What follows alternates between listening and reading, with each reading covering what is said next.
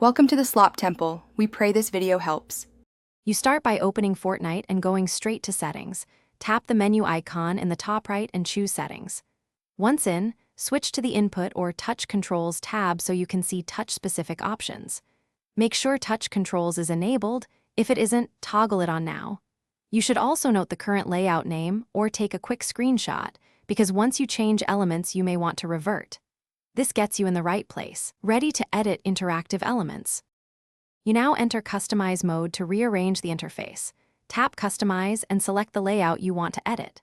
Drag buttons where your thumbs naturally rest, resize and rotate controls for reach, and use the 1/2 grid or free move option for precise placement.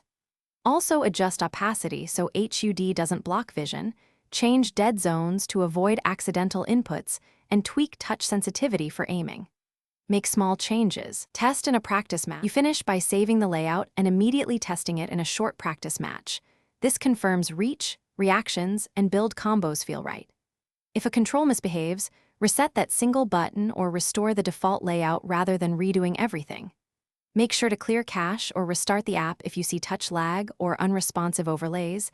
That often resolves input mapping bugs. Finally, make one small tweak after each test so you converge on a comfortable, reliable touch setup.